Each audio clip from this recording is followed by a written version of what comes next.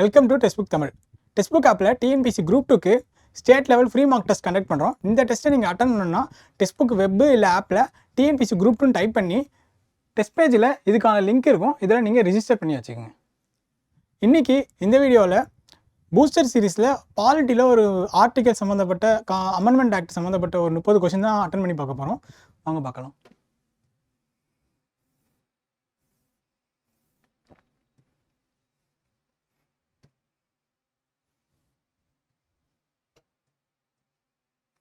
First question, பின்வருவனவற்றில் எது அரசாங்கத்தின் ஒற்றையாட்சி அம்சமாகும்? அனைத்திந்திய பணிகள், அதாச்சும் ஆல் இந்தியா சர்வீசஸ். இதுக்கான ஆர்டிகல் பார்த்தீங்கன்னா 312 312. அடுத்த கொஸ்டின், மாநிலங்களவையின் அலுவல் வழி எக்ஸ் அஃபிசியோ தலைவர் யார்? துணை குடியரசுத் தலைவர். துணை குடியரசுத் தலைவரோட ஆர்டிகல் பார்த்தீங்கன்னா 63, குடியரசுத் தலைவரோட ஆர்டிகல் பார்த்தீங்கன்னா 52, பிரதமர் வந்து 75, முதலமைச்சர் வந்து 164. எந்த அரசியலமைப்பு திருத்தம் பஞ்சாயத்து ராஜ் நிறுவனங்களுக்கு அதிகாரத்தை வழங்கியது? 73வது சட்ட திருத்தம். 86வது சட்ட திருத்தம் பார்த்தீங்கன்னா வந்து right to education article 21A add பண்ணது.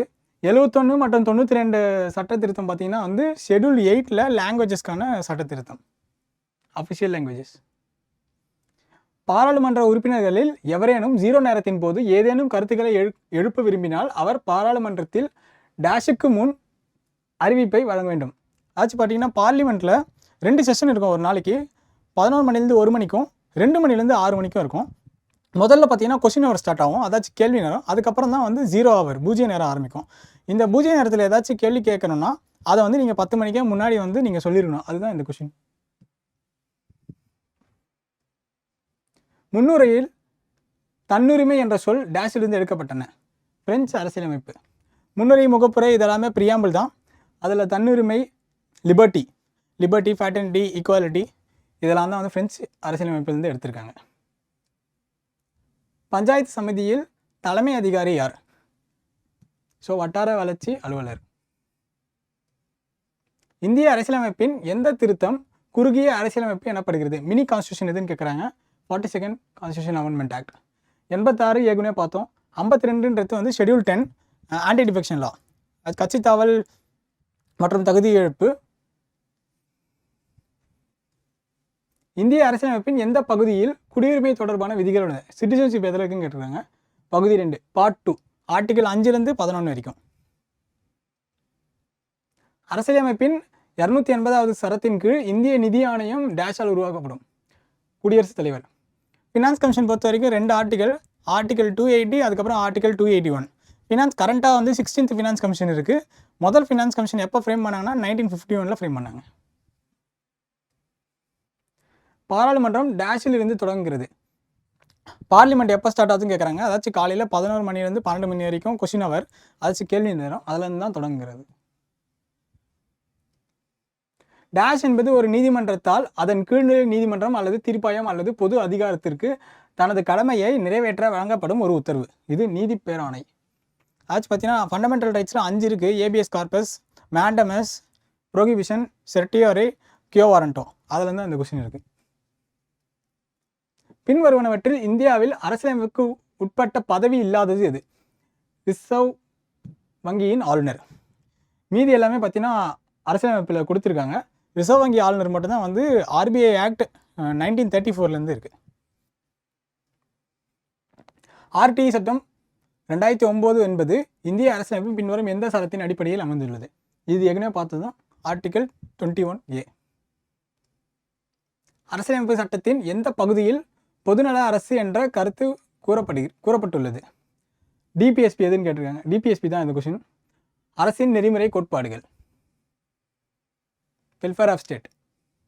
பின்வரும் தலைப்புகளில் எது மாநில பட்டியலில் வருகிறது?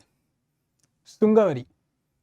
ஆச்சு பார்த்தீங்கன்னா 3 இருக்குது. மத்திய பட்டியல், மாநில பட்டியல், பொதுப்பட்டியல். மத்திய பட்டியலில் 97 இதுவும் இருக்குது. மாநில பட்டியலில் 66, பொதுப்பட்டியலில் 47 இருக்குது. 7th schedule. இந்திய அரசியலமைப்பின் 18 பகுதி டேஷை குறிக்கிறது. அவசர கால ஏற்பாடுகள், எமர்ஜென்சி பொசிஷன்ஸ். அதிகாரப்பூர்வ அஃபிஷியல் லாங்குவேஜஸ் பார்த்தீங்கன்னா பார்ட் 17. இது வந்து கான்ஸ்டியூஷன் அமெண்ட்மெண்ட். இது வந்து பார்ட் 20. இது வந்து தேர்தல்கள், எலெக்ஷன்ஸ், பார்ட் 15. இந்திய அரசியலமைப்பின் அட்டவணை 8 படி இந்தியாவில் எத்தனை அதிகாரப்பூர்வ மொழிகள் உள்ளன? மொத்தம் பார்த்தீங்கன்னா 22. முன்னாடி அரசியலமைப்பில் பார்த்தீங்கன்னா 14 மொழி தான் இருந்துச்சு. அதுக்கப்புறம் வந்து பார்த்தீங்கன்னா 21 சட்ட திருத்தத்தில் வந்து 1 ஆட் பண்ணாங்க. அதுக்கப்புறம் வந்து 71 சட்ட திருத்தத்தில் 3 ஆட் பண்ணாங்க. அப்புறம் 92வது சட்ட திருத்தத்தில் 4 மொழி ஆட் பண்ணாங்க. புதிய மாநிலங்கள் அமைப்பது பற்றி அரசியலமைப்பு எந்த சரத்து கூறுகிறது?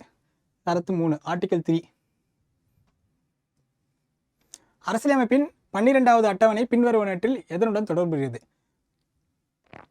அதாச்சும் ஷெட்யூல் 12 எதுன்னு கேட்டிருக்காங்க. ஷெட்யூல் 12 வந்து முனிசிபாலிட்டிஸ், அது வந்து நகராட்சிகளின் அதிகாரம் மற்றும் பொறுப்புகளை குறிப்பிடுகிறது.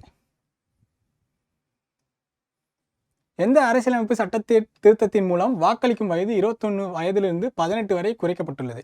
61வது சட்ட திருத்தம். தீண்டாமை செயல்பாட்டினை இந்திய அரசியலமைப்பின் எந்த சரத்து நீக்கிறது? அபாலிஷன் ஆஃப் அன்டச்சபிலிட்டி வந்து ஆர்டிகல் 17. இந்திய குடியரசுத் தலைவரை தேர்ந்தெடுக்கும் வாக்காளர் குழு டேஷால் உருவாகிறது. ஆச்சு எலக்ட்ரல் காலேஜ் ஆஃப் பிரசிடென்ட் கேட்டிருக்காங்க. இது வந்து பார்த்தீங்கன்னா நாடாளுமன்றம் மற்றும் சட்டமன்றங்களின் தேர்ந்தெடுக்கப்பட்ட உறுப்பினர்கள். சட்டங்கள் மற்றும் கொள்கைகளை செயல்படுத்துவதற்கு அரசாங்கத்தின் எந்த பிரிவு பொறுப்பாகும்? அரசாங்கத்தில் பார்த்தீங்கன்னா 3 பிரிவு இருக்குது. அது லெகிஸ்லேச்சர், எக்ஸிக்யூட்டிவ், ஜுடிஷரி. அதில் வந்து எக்ஸிக்யூட்டிவ் நிர்வாகம். பின்வரும் விருப்பங்களில் எது இந்தியாவில் ஜனநாயகத்தின் 3ஆம் நிலை என்று அழைக்கப்படுகிறது? அதாச்சும் டயர் 3 ஆஃப் த கவர்மெண்ட் எதுன்னு கேட்குறாங்க. அது வந்து உள்ளாட்சி அரசு, லோக்கல் செல்ஃப் கவர்மெண்ட். இந்திய அரசியலமைப்பின் 4வது அட்டவணை பின்வரும் எந்த விஷயங்களை கையாள்கிறது? ஷெட்யூல் 4 கேட்டிருக்காங்க. Allocation of seats to Rajya Sabha. அதாச்சும் ஆர்டிகல் 80.